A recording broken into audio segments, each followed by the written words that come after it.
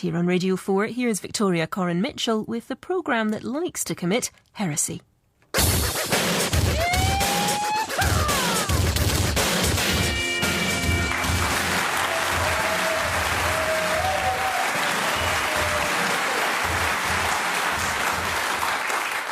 Hello and welcome to Heresy, the show that challenges received wisdom and takes lazy thinking on a scuba diving trip. With me tonight to start up the dinghy and leave lazy thinking to be eaten by sharks are Miles Jupp, Richard Osman and Sue Perkins.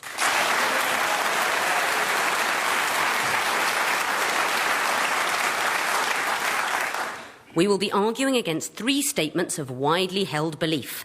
Later in the show, they'll be about giant jeeps and naughty starlets. But first, prison.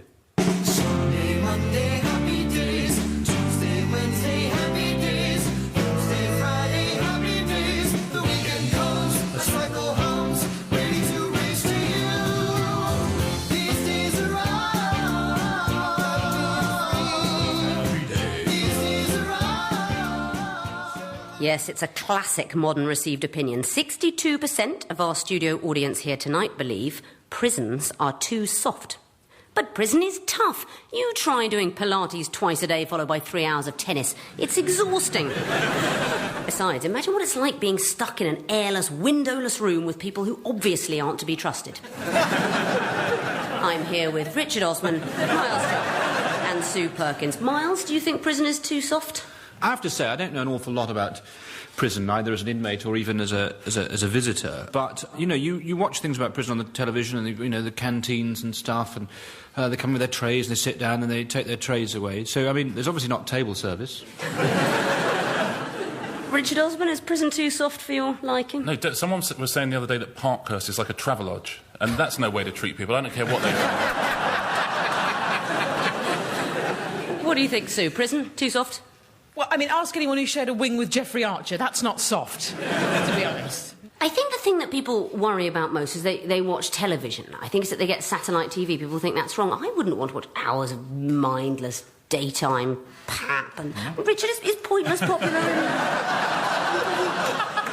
That's your fan base. You know what? Yeah, it genuinely is quite popular. We've had prison guards on before. They say, they love it on the wing. Because they're there on the sun, a nice time for them. It's just before bedtime. They love it. The reason I think prison is too hard, the thing that really upsets me about prison all the time, whenever you see it, you get those huge sort of wings and, the huge sort of galleries and all that kind of stuff, and all those cells, and they've got an open area at the bottom, and there's just one pool table. And there's about 400 people. So, when you're in a pub and there's one pool table, that's quite stressful enough, because you want a game of pool and there's, local people on it. It's like that, but there's 400 of them. They're all murderers. Yeah. Every single one. I would find that... All murderers and one bad novelist. I remember playing, talking of prisons, I was playing pool in Australia once, in a place called... in Broken Hill. And me and this guy were playing, and we were absolutely rubbish. And after about 45 minutes, 3 balls had gone down, this guy came up and goes, "You guys have just got to stop." But imagine that in a prison. I bet the queues are terrible, and the chalk, I bet that doesn't... they probably sold that for something. The queues would have seen some multi-purpose action, I think. Yeah. Welcome to BBC Radio 4. Should they not be allowed pool, though, Sue? Should it not be allowed? Should television not be allowed? Well, I mean, I think the pool would come as a welcome relief from the 23 hours mandatory Xbox that prisoners do. I don't know if you've played Grand Theft Auto, but it's extremely difficult. Just to get to level 7, you have to kill about 20 pensioners. It's an essential part of rehab, I think. How do you think, Miles, you would fare in prison? If you were sent there, would you be good at it, do you think? I honestly think that for the first couple of hours I'd sort of keep my head down. I think there's old things there. If you've been to boarding school, then you'd be able to adapt to prison reasonably well, and in the current climate probably meet a lot of old school chums. Richard, obviously you'd be the prison daddy. Very, very kind of you to say so. A big guy like you'd surely be the Harry Grout. Well, I did a 5-stretch in Wandsworth in the 90s, and I enjoyed it. Fun.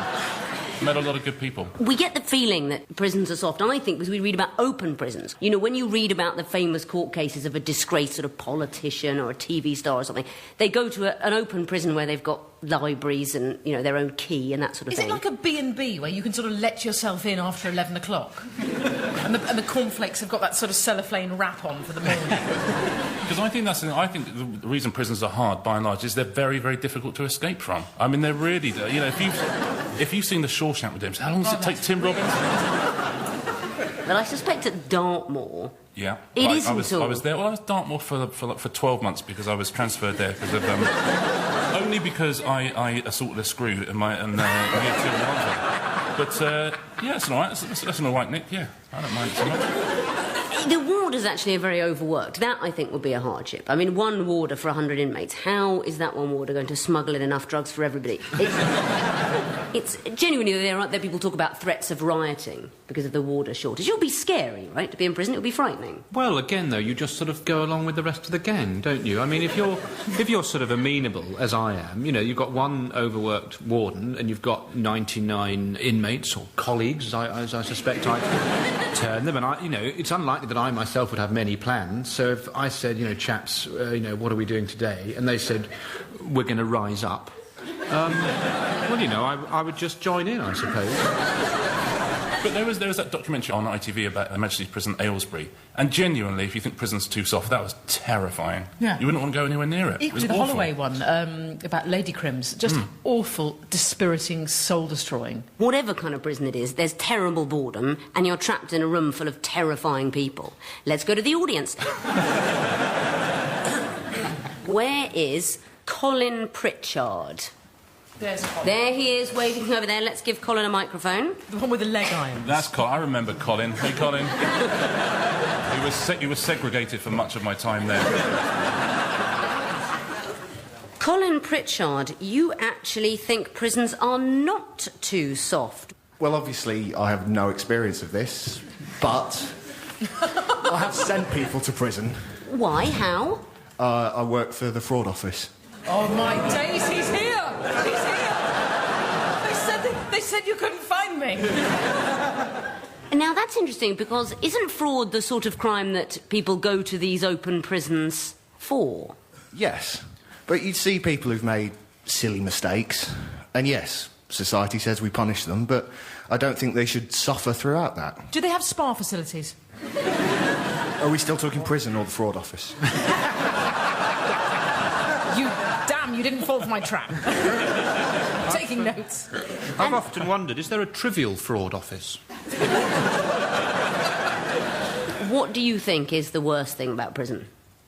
Presumably being locked away for 23 hours a day without being able to see your friends and family, I'm guessing. Quite grim. I don't think anyone's going to contest that. Although there's certain members of my family who think, actually... Thank you very much. Where is... Always good in a prison chat. Where is Roger Cleaver? There's Mr. Cleaver. That's Roger the Cleaver. Yeah. Mr. Cleaver, you think prisons are too soft. What do you think is too soft about them? Well, they seem to be soft and getting softer. Prisoners are demanding, televisions and sports equipment.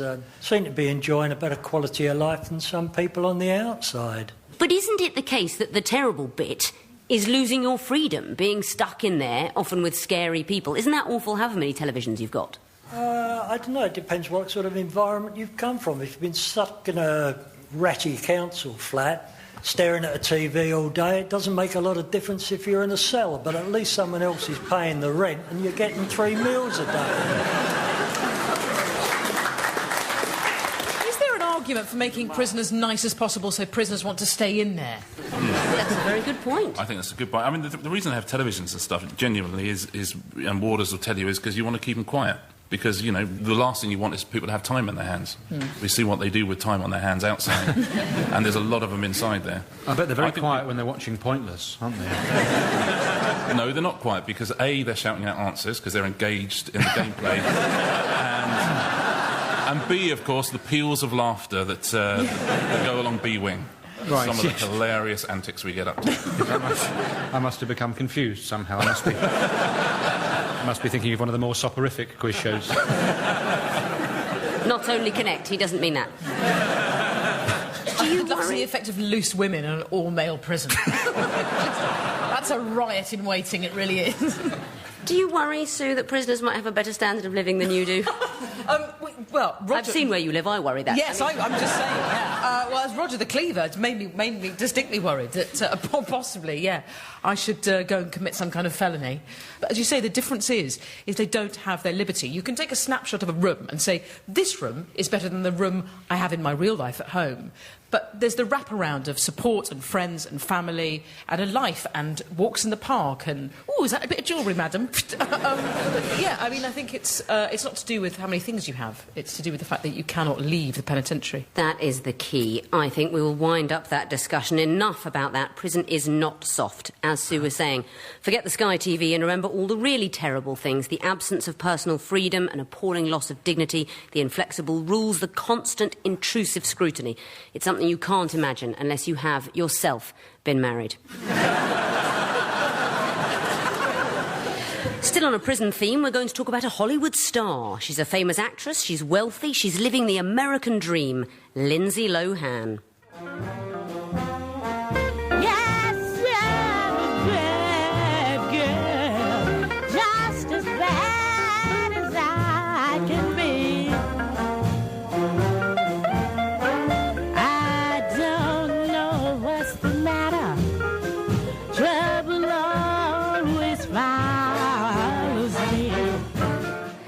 Thinking perhaps about her drug use or her convictions for drink driving, 73% of our live audience believe Lindsay Lohan would not be a good mother. But why not? She'd be brilliant at feeding a baby. She's always got her breasts out and she's never far from a bottle.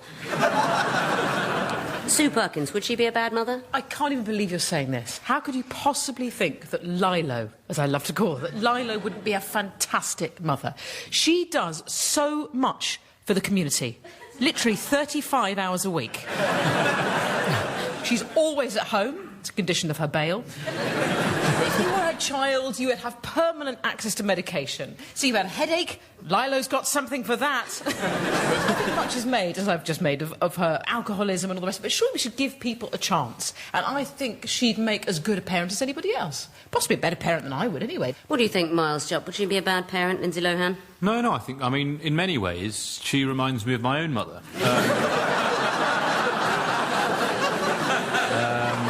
Yeah, I mean, my own mother's been an excellent mother with, you know, sharing all those... I don't think my own mother would have done that Herbie remake. She really... The line has to be drawn somewhere. No, I think she'd be an exceptional mother, Lindsay. Herbie Fully Loaded she was in. Oh. Not, I suspect, the only love bug she's ever had. But it was a kids' movie. She relates well to children, to teenagers. Richard Osman, Lindsay Lohan would be quite a good mother, surely. I would have thought. I mean, I'm a father of two. I can't think of a single situation where she wouldn't be a better parent than me. But I do sometimes think kids would quite like an exciting parent like that. I sometimes worry I'm a bit boring. I was saying to my daughter's 14 and not short of an opinion, and I was saying to her genuinely, I said I would really like to get a tattoo. I'm 42, I've not got a tattoo, it might be a nice thing to do. And firstly she looked at me witheringly, as a 14-year-old girl can, and then she said, do you know what, if you get a tattoo, I'm going to take heroin. She's really thought that through. I thought, you know what, absolute checkmate. Yeah. I think it would be great to have a cool parent, because, let's face it, Lindsay's never going to turn round to you and say, you know, what are you wearing, or how can you go out dressed like that, or are you drunk? I mean, it would be a relief, would it not, to have that level of permissiveness in a parent? I think it would. Miles, you've got an inordinate number of children. How many have you got? I've 4 children. Oh, really? Gosh. Yeah. But you know what, you must long for prison. Well, we employ a number of nannies who behave exactly like Lindsay Lohan for precisely this reason. She would be an excellent mother. I mean, when people are going to guide you through life and give you assistance and help you learn how to do things, it's always good if the people doing that are people that have themselves found certain aspects of life difficult. That's a really good person to talk to, and that's why, for instance, you get this problem whereby, you know, someone who's a naturally very good footballer, for instance, Kevin Keegan, it all just comes very naturally to him. That's when he tries to manage. It's a bit more difficult because people, how do you do that amazing thing? I don't know, it just sort of happens, really. So, for that reason, I imagine Lindsay Lohan would be a better mother than Kevin Keegan. The serious point is, you shouldn't assume someone can't turn their life around. She doesn't have responsibilities at the moment. Perhaps if she had a child, she would start obeying the law more, and she'd be able to relate to the problems people have, because she's not perfect. Well, of course, it does make you mellow, doesn't it? I'm sure we've all known each other for a number of years. Before I had my children, that is how I behaved, wasn't it? Just You were off the you rails. were a shocker. I was always Unbelievable. stealing dresses and things. But also, we shouldn't assume whether somebody else should or shouldn't make a good parent. That's a big issue at the moment, much more general than Lilo, which was... Why am I calling her Lilo? I don't even really know who she is. Neither did she, though. I definitely couldn't pick her out of a lineup. Yeah, I'd be able to pick her out in a lineup. I mean, it depends who else was in the lineup, I suppose. If there were a load of former England cricketers... And Kevin Keegan. yes. I would only have eyes for them. Yeah. Thought so. But that is one of the big issues of our times, who would make a good parent. And there genuinely are problems with people not being allowed to adopt because they're overweight, because they smoke, because they live in the wrong sort of house, because they're too old. We are too quick, I think, to make assumptions about what a parent is supposed to look like. Yeah, absolutely. And there's the idea that she's supposed to be vertical. I mean, you know, it's preposterous. Let's go to the audience. Jenny Silver, you think Lindsay Lohan would not make a good mother. Why? I think it's probably to do with the large amounts of drugs she takes. And given that kids can get into a lot of trouble all on their own, I can't imagine she'd be caring for them very well. But don't you often do the opposite of what your parents did? I mean, in the act of rebellion, surely, is to do something contrary to that which you experience your parents doing. You know, a child will be disgusted by drugs and alcohol and won't smoke and won't hang out with her boobs out at the Chateau Marmont 24/7. That's true. Maybe she'd make a great mum. Glad you're convinced. Maylan Henning, do you think Lindsay Lohan would be a good mother? No. Why not? Because I think she had a very pushy stage mother, and I think you can judge how good a mother someone's going to be from their own mother. That's a good point. Do you think, Miles, are you exactly the same sort of parent as your parents were? Do you just repeat exactly the same mistakes?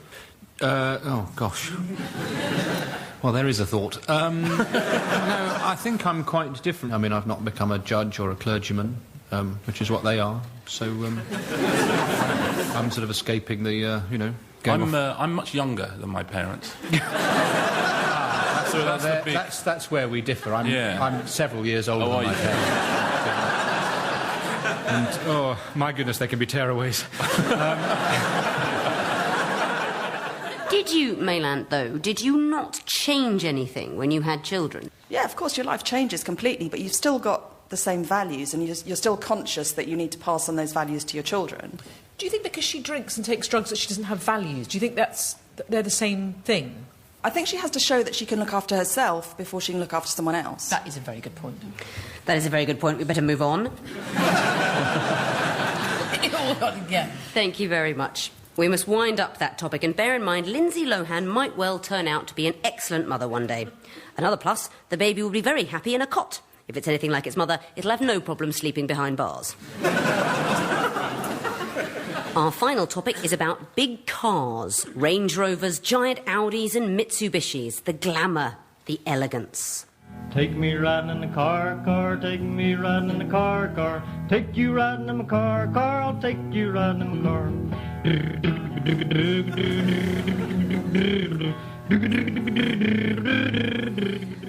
4x4s are perfect for the family of today with children. They're huge, cumbersome and unwieldy, so you need a 4x4 to get them around.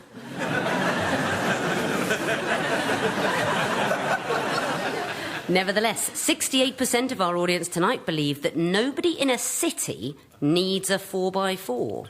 What do you think, Richard Osman? Is that fair? Well, I don't think it's fair. I think they're very, very safe in an accident, aren't they? And I live next door to Lindsay Lohan, so for me, very useful to have. What do you think, Sue, about 4x4s? Completely unnecessary?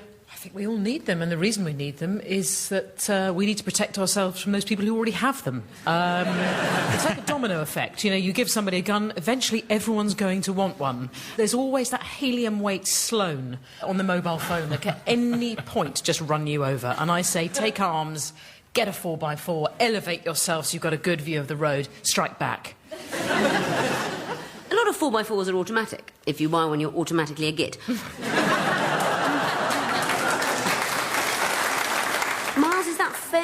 The number of just sort of feral animals you have in a city such as the one we're in now, I mean, there's the idea that you would be safe driving around at night without a fender on, when you, at any time you could be attacked by, you know, squirrels or foxes and things like that. But also, just the nature of modern life, it's very sort of fast and intimidating, and, you know, people lack confidence. And you can be given that confidence by just, it would seem, getting behind the wheel of a 4x4. Suddenly you can drive with confidence. You don't need to waste your time with, I don't know, learning or understanding the niceties of city driving, or even learning the rules. I mean, it's a great leveller, the existence of the 4x4. And what it levels are animals. I think it's very useful to have people in 4x4s. It's quite difficult when you're on the road to work out who you dislike. If you're walking, it's easy to work out who you dislike. You dislike the person walking very slowly in front of you with a rucksack. That's easy.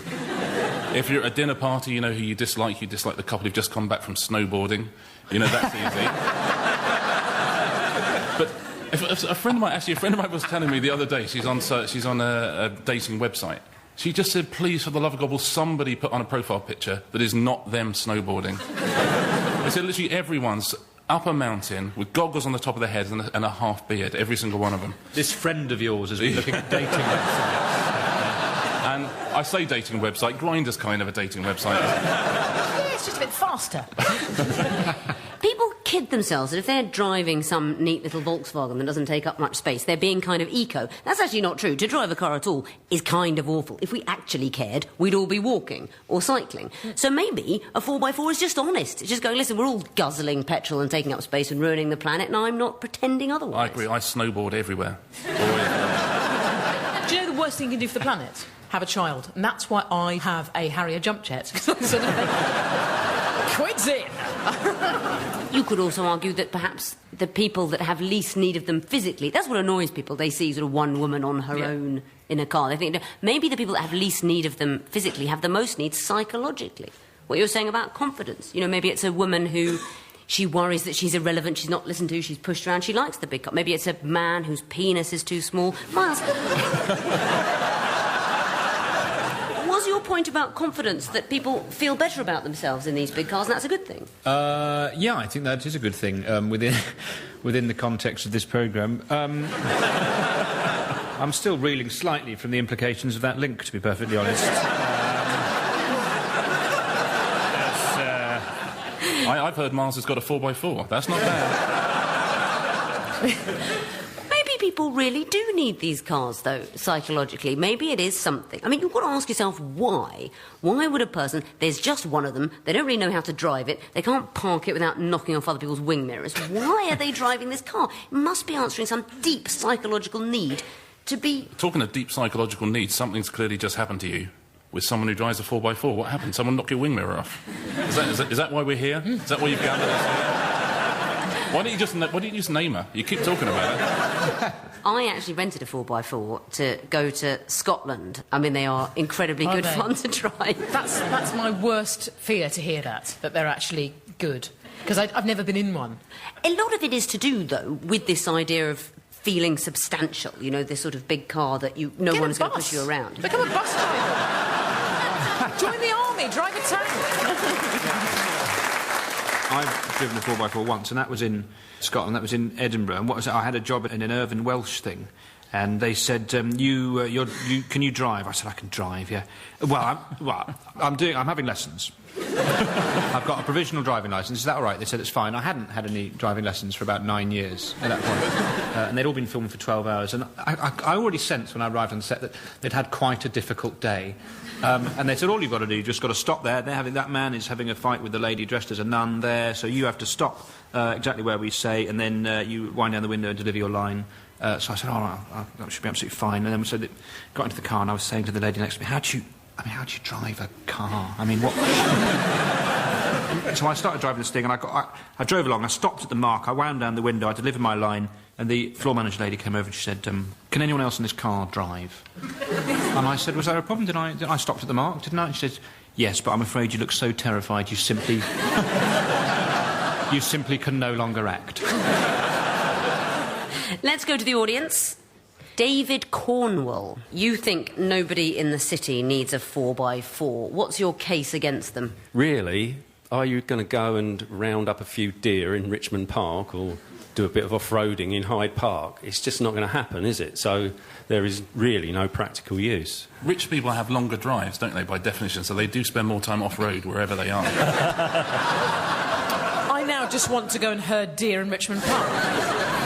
You know when you're driving late at night on the motorway and something like a Range Rover is driving behind you, and because they're significantly higher, their lights go straight through your car. It always feels as aliens about to take you. Often it is aliens. It often is, yeah. I'm so glad that someone's finally been brave enough to speak out about this. It's been bothering us all, hasn't it, Richard? The alien thing, yeah. Oh, God, aren't they a nuisance? Why are we talking about... Worse than foxes. That's what we should be doing, not 4x4s. You're talking about all these aliens everywhere.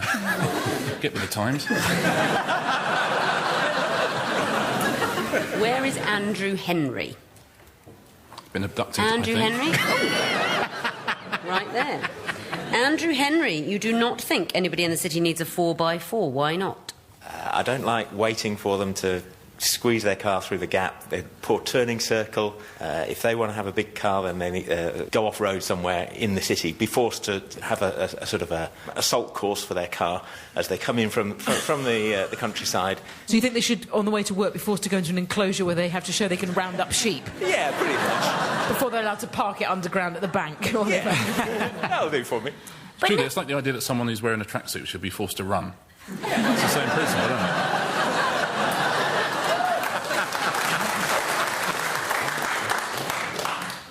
Last one. Where is Angela Wall? You disagree with the idea that nobody in the city needs a 4x4. They only buy them just because people argue about them. You know, I'll have one because you don't like it. Wait, hold on. You think people only buy 4x4s? Yeah. To irritate nice, friendly Radio 4 audiences? Yes. It's working. It's really working. You've raised one of the a reason why people should have 4x4s. I mean, just to practice the ancient and noble art of needless antagonism. Jeremy Clarkson. Well, that is a very good point. I think we should wind up the show. I think we should apply the emergency brake. See, now you know how it feels. Some people say that you are your car. I don't know what that says about me. I drive a convertible. Its top comes down in 15 seconds, and the man at the garage is always tinkering with it. Thank you very much to my guests, Richard Osman, Miles Jupp and Sue Perkins. Good night.